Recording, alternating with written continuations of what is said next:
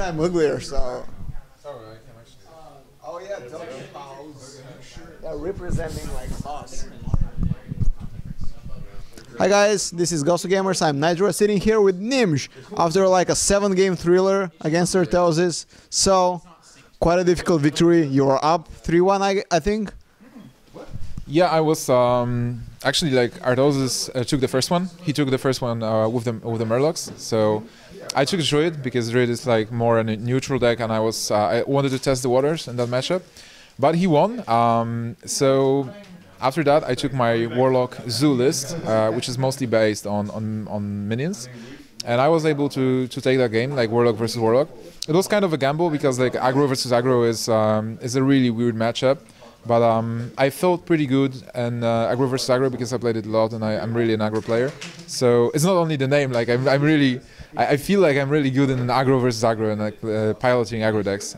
So I took the one, and then he took Warrior, which is kind of a counter. I was able to deal with Warrior pretty fast. I had pretty good draw, and he had bad luck with Thinkmaster, so it like sealed my win. And then he took. Oh, maybe there was even Druid along the way. There was Druid, I think. Yeah, there was like I think Druid was like his counter to the Zoo deck, but still like it was pretty same. It was the same with Druid and Warrior. I mean, Druid was a bit harder because there was a couple of decisions to make, and it was pretty much tough. But I felt good. I was testing the deck against Druid, so it has so many minions and so much power with the life tap that you can always refill your board and push through. With damage, and so to eventually win the game.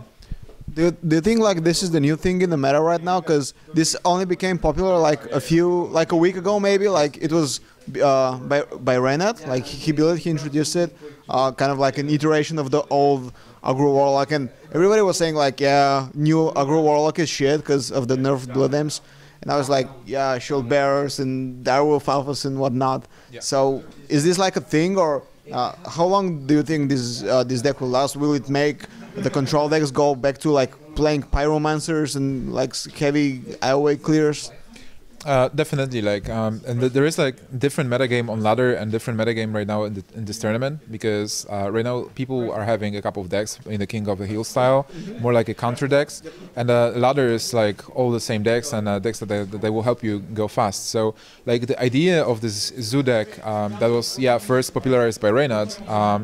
I mean, it's a very strong aggro deck because it gets us back to the old aggro Warlock. Without Blood Imp, and now you are running Shieldbearer, which is a controversial card. Many people say that this is a bad card, but in truth, with Direwolf Alpha, it's a card that can do very well with regards to trade. So it can trade really well, and it does serve the same function as Voidwalker, which is protecting the setup. So you put a couple of minions on board, and then you have this big taunt like Voidwalker or Shieldbearer. And it's very annoying to play against because you only can use the single target removal like spells like Wrath or like Swipe. You can't use your hero powers. And Mage is a lot less popular right now. So with Mage Gun as an archetype, I mean you can play against Mage on the ladder, but it's not very popular. So most of the hero powers is like Rogue, which creates a weapon. So Shieldbearer actually blocks those. So it's a very good. Yeah, the 4 health makes him like a nut peggle though. Like it doesn't draw, but it has stone, and like you cannot kill him with a Wrath or a Lightning Ball. You have to use something extra. Exactly. And and you also have buffs in the deck. I'm playing Shadowsun Cleric, Defender of Argus, Young Priestess. So Shieldbearer sometimes goes to like a 1/5 or like 1/6. So it's a really good defender at that point. You mentioned like you have to prepare differently for ladder and tournament, which is obvious. So we all know what we have to do on ladder because everybody plays ladder, but not everybody plays for like $15,000 or whatever. So what do you need? Like how do you prepare for like an extensive tournament like with big names and with like deck elimination format? So you have to have 4 decks here and 1 secret. Yeah. So like how do you build for a $15,000 tournament? So first, you have to look at the metagame. It's like on the ladder, you really want to level as fast as possible and get the stars as fast as possible. You don't want to get into like 20 minutes druid versus druid games or like priest versus priest, whatever. So it's totally different. Here, I just had a look at the metagame. What are the best decks? What are the possible decks that players will just pick for the tournament? And I was mostly looking for stable decks and counter decks. So. And some surprises as well, like the Zoo deck I'm playing, the Warlock deck, is kind of a surprise. Like people would expect Murlocs or maybe Handlock, which is a good counter to Druid. This is a deck that's not really that expected in this kind of a tournament. So it might steal a couple of games, as we've seen against Arthos, it was pretty good. But other than that, like Warrior is a counter in my mind to Shaman, to Handlock as well. Druid is like doesn't counter anything but doesn't lose to anything in particular, so it's a very strong deck. And a Shaman is pretty good against aggro and like everything as well. So mostly you just pick those decks you like. I was thinking about aggro warrior as well because like I play aggro and stuff, but I decided something different, but still like an aggro deck, which can pull through and can be a surprise because when you play warrior, your opponent doesn't like first round opponent doesn't actually expect we are going to play. Then it's obvious that I play something, but warrior control is still a better deck, like more solid and a counter. So it's more like about having a good counter to kill something and like progress, than having an all-around good decks or like take a chance and have surprise decks all the time. Last time we spoke to you, like for like the newest patch we just released. Hey, ek0p, say something to the camera. What's up, Gnimsh? Scrub. What? Are you wearing the borrowed suit? Like you promised us, you'll put a borrowed suit, like the borrowed bikini, and we call no. No, I mean Savis was supposed to wear the mankini because he actually lost the challenge. That's why. Yeah, but like he will not wear it because he's like very conservative Finnish player, and you don't give a fuck at all. So I'm hoping like I'm interviewing Borod ek0p later. Come on. Well, you have to do it. Just well, if I get some more beers, then maybe sure. We have beer. Nice, I like. Jak się masz? Fajne wyborat. You should actually give him Jaeger. After Jaeger, he's reaping pepperonis. No. Do we have like Jaeger in Take's cabinet? Please no Jaeger. I will like puke everywhere. My cameraman says there is Jaeger. So yeah, puking board like this is super authentic. Then like, no thanks. If you have vodka, I'm up for it. I think Tex has everything here basically, and give him vodka first and then Jaeger. He won't no way even you're gonna see recognize me in mankini anyway. Like, I'm not putting up with the humiliation. Okay, you tell me like what does he need to drink to win this tournament? To win this tournament? Yeah, like is actually any alcohol helpful? Well, Jaeger is definitely not something that he should drink if he wants to win. Yeah, I guess he should stop drinking right now if he wants to win. No. Just in case. Am I even playing today anymore? Are we playing? Well, I don't know. Didn't Trump eliminate you from the tournament? No, he's losing. Double elimination. Oh yeah, you need to lose against Arthos. It's basically humiliation, not elimination. Well, against Arthos I can drink as much as I want. He's like the worst player ever, so it's gonna be no problem. Well, I mean, like he knows he can't execute his shit anymore. He knows he can't execute his own shit anymore, so maybe he'll not do scrub mistakes like. Yeah, maybe. But I mean, what is he gonna do? Like, you cannot botch something like really as big as this. Well, I believe in Arthos. He will find a way. Yeah, we'll be there to document it. Definitely. We'll be there to make him talk on camera and blush. And Borodsuit, like I will get to you later. Gnimsh. Yeah, what's up? I don't actually remember what we were talking about. I think like building meta. Yeah. And talking about like getting decks for the King of the Hill format. Yeah. I think we covered it. Yeah, definitely. I yeah. feel like it's Okay, so speaking of metagame, like I want to shoot you a question that's a bit out of the tournament and we'll return to SeatStoryCup like later. Right now we are running actually tournaments, weekly ones, that actually have not Peggle banned. So this is something new we tried, and we are getting like very different responses. Like pro players like it.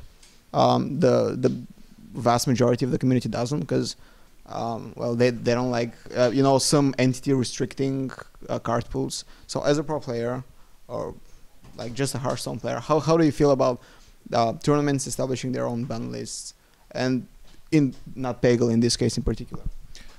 Well, I feel that we shouldn't ban NotPegel because like I'm a purist. I like the game how Blizzard made it, and NotPegel brings some RNG, which is actually like designers thought. So like if they think that Tickmaster is good and NotPegel is good for the overall gameplay, we shouldn't ban those cards. For sure, they limit the RNG in the overall games, but they change the meta game, so people have to adjust.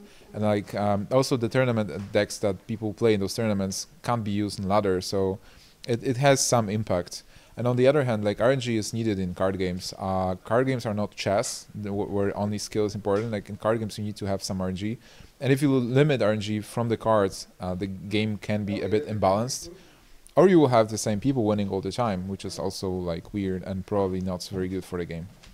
True, but like, I mean, I think we argued with my colleagues that like, in this particular case, like there's some good RNG, like which you can manipulate, like Ragnar's, like Sylvanas, you can, you know, play around them and actually point where you want Ragnar's to hit or what Sylvanas wants to steal. But then like NotPegel comes on turn 2, 0-4, you can kill it like immediately. Yeah. And he just like, it feels like a less interactive card than, for example, Ragnar's or Sylvanas or Thinkmaster even.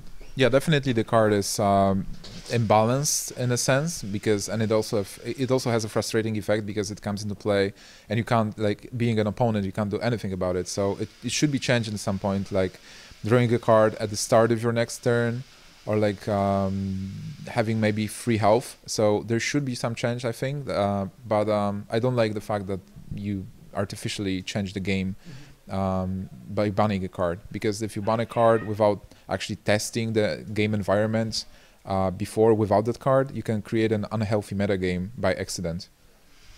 That's fair. Okay, so you're playing Trump next, I think? I have no idea. Yeah, because Trump won for all against ek0p, so you're his next opponent. How do you feel? About Trump? Yep. I feel pretty good because our current score is 1v1. I won versus Trump in the first fight night, and he took a game in our series that we've played. So it's a 1-1, and it should be a cool game. Like Trump has a totally different play style than me, so it's like a clash of two different guys. Yeah, I like Trump, so I hope that I win the game, but I can't be sure because we are 1-1 right now. Nobody expects him to win, actually. So I've been looking at GosuBets, like on our side, and he was the underdog against ek0p, and this is like a more equal matchup, I'd say. You know, they're not really known as constructed players. Well, you are, like you're basically a constructed genius. So you're just playing this. So I think he will be the underdog in this one as well. So yeah, you think this will be equal because he smashed ek0p and just using Druid, and he hasn't revealed any of his other 3-4 decks actually. Yeah. So while you have shown everything, so does this make more difficult than usual? Yeah, definitely. He has more information than me at this moment. So even if I had a little of an edge because of like experience, now we should be on equal ground. And yeah, I think everything will be decided by the games. So it's hard to say that he's really an underdog right now with all the information that he got. Okay, so when we last spoke to you, it was just after the newest patch. Yeah. And you told us that this new metagame is healthy and leaves a lot of room for innovation. Like 1 month after this, how do you feel? Like, is there still room to create more decks? Because I've seen like, okay, Reynolds is an example. King of the Hill, like HearthStone was won by a priest. So that was quite unexpected. Do we have more future for innovation in this current meta? Well, right now it depends because the patch is online for so much time. I've seen a lot of different decks. Like you mentioned Priest, I've seen Priest winning and very good Priest builds. I've seen very good Mage decks as well. They are not popular, so they are not mainstream. But still, they can win some games. Like if Trump has a Mage deck planned for me, I wouldn't be surprised. If he has a Priest, I wouldn't be surprised as well. So right now you can still build a deck. I mean, maybe not something totally new, but you can take something from the meta game that's not very popular and be successful with it. So that's my opinion. Okay. So I wish you the best of luck coming into the next matches. Any final words to our camera? Well, shout out to all the people watching the tournament right now and to GosuGamers readers as well. and to my family watching. I hope they see you win, at least like a few more matches. And yeah, I guess this is all. This was Snyder from GosuGamers with Gnimsh, and stay tuned for us for more interviews.